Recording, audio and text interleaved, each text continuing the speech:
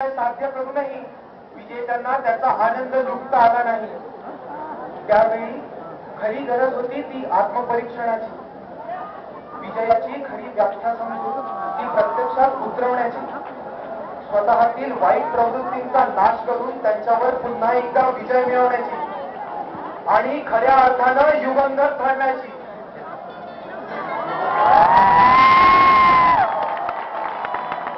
शांततेच्या तत्वरूपी वृत्ती उभ्या करण्यासाठी या चर्चला देखील अशा संवारक प्रवृत्तींवर विजय मिळवावा लागला. त्यामुळे चर्चमध्ये गेल्यावर मिळणारं अनंत आत्मसमाधान याच विजयाचं द्योतक आहे. आज प्रत्येक धर्म हा अहिंसेची, मानवतेच्या मूलभूत तत्वांची शिकवण देतो. परंतु आजवर फार कमी व्यक्तींनी या तत्वांचे खरे गांभीर्य जाणले.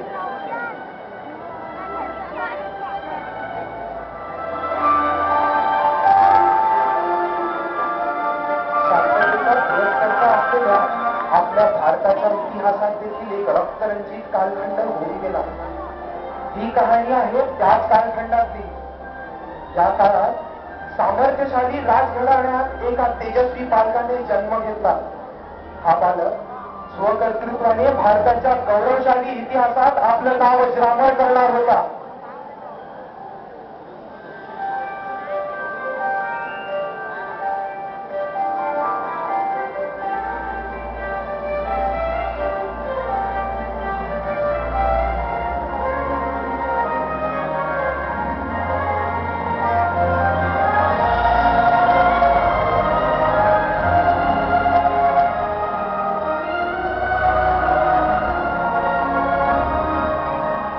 एखाद्या हिऱ्यानं अंगठीच्या सौंदर्यात भर पाडून तिचा रुबाब वाढवावा. जन्मामुळे राजघराण्याची प्रतिष्ठा एक वेगळीच उंची गाठणार होती.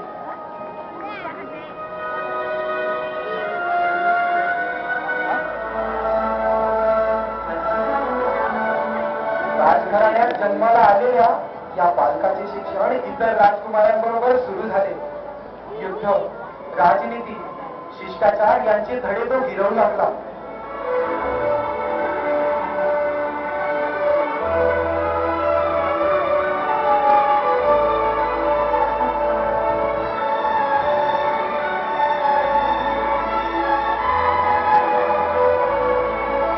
युद्धात लढणाऱ्या रणगाड्याचं लक्ष असतं ते फक्त विजय. या रणगाड्याचा मारा सहन करणे, त्याला शस्त्रांनी भेटणे अशक्य प्राय असते. युद्ध आणि कौशल्य नीतीतील असे संस्कार या राजकुमारांवर होत होते. पण त्या सर्वांमध्ये या बालकाचे चातुर्य आणि या रणगाड्याचा अचूक लक्ष वेध सगळ्यांचीच मने जिंकत होता.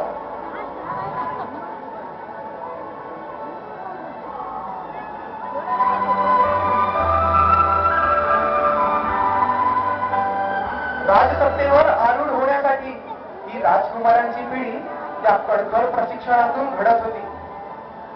या राजकुमारांमधूनच ठरणार होता या साम्राज्याचा भावी राज्यकर्ता. सत्तेच्या या सर्वोच्च पदावर होता तो एक रत्नजडित मुकुट. या मुकुटात होतं सामर्थ्य, हक्क आणि प्रतिष्ठा.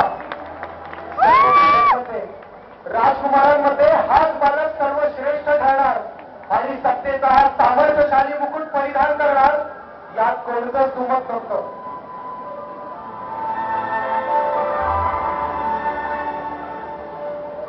हे राज्य होतं मगधचं. या काळात मगधने युद्ध करून अनेक छोटी मोठी राज्ये विलीन केली आणि त्याचा विस्तार झपाट्याने होऊ लागला. एक शक्तिशाली राज्य म्हणून मगधची कीर्ती सर्वत्र पसरत होती. आता वेळ होती ती या साम्राज्याची धुरा पुढच्या पिढीकडे सोपवण्याची. वेगाने देऊ लागलो. अपेक्षेप्रमाणे हाच राजकुमार मगधचा राजा झाला. त्याचं नाव होतं सम्राट अशोक. विस्ताराचे हे धोरण यापुढेही कायम राहणार हीच सगळ्यांची अपेक्षा होती. पण त्याच वेळी अशोकच्या मनात मात्र काहीतरी वेगळं सुरू झालं. असं ज्याने मगधच्या राज्य विस्ताराची दिशा पूर्णपणे पालटणार होती. राज्य विस्ताराचा आणि पर्यायाने क्रूरतेच्या मार्गाने न जाता शांततेच्या मार्गाने संघराज्य निर्माण करायचं असं त्यानं ठरवलं.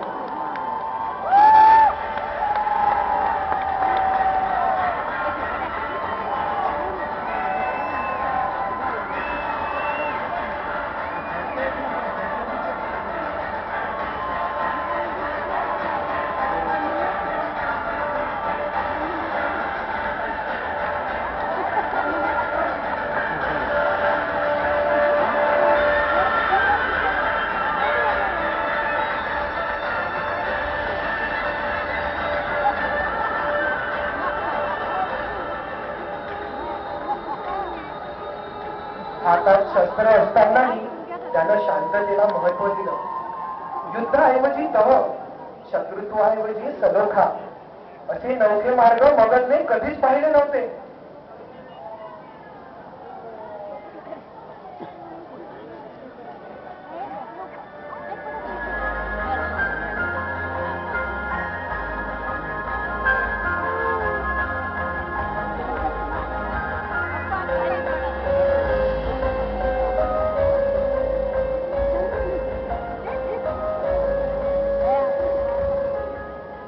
कुठल्याही मंगलदायी कार्याची सुरुवात ही श्रीच्या उपासनेने होते.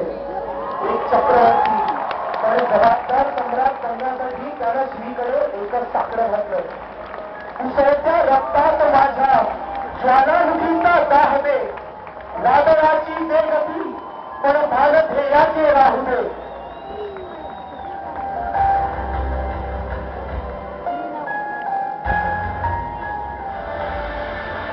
त्याच कालखंडात मगधपुरी अनेक राज्य या भारतभूमीवर अस्तित्वात होती.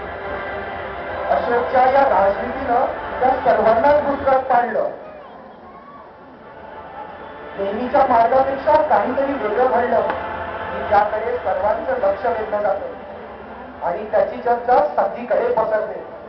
हे आजच्या काळात जेवढं खरं तितकंच इतिहासातही. अशोकच्या प्रत्येक चालीवर त्याच्या हितशत्रूंची कळती नजर होती आणि मग या हितशत्रूंनी मगधला जोडल्या गेलेल्या छोट्या राज्यांना अशोकच्या विरोधात भडकवण्यास सुरुवात केली.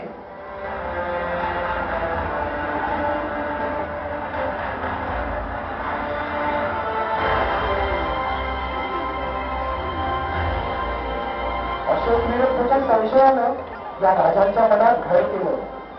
मगधच्या क्षितिजावर उदयास आलेला हा राजा आणि मगधचे वाढत जाणारे साम्राज्य यामुळे विलीन झालेल्या राज्यांना आपली स्वायत्तता जाईल की काय अशी भीती वाटू लागली. त्यांनी मगध पासून वेगळे होण्याचा निर्णय घेतला आणि बंड पुकारलं.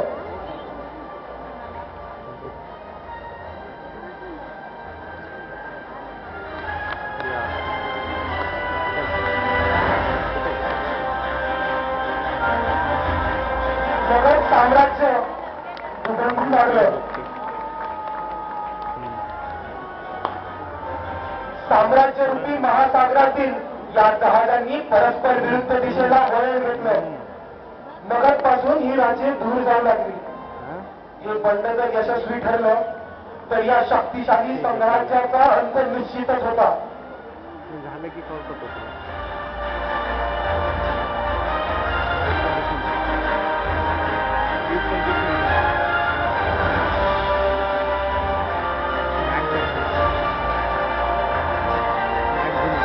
संघराज्यातून बंड करून बाहेर पडलेल्या राज्यांना शासन करणं हे तर आवश्यक होतच, पण त्यांना शासन केलं तर शांतीच्या मार्गाने साम्राज्य विस्ताराच्या धोरणाचं काय होणार असा पेच अशोक पुढे उभा ठाकला.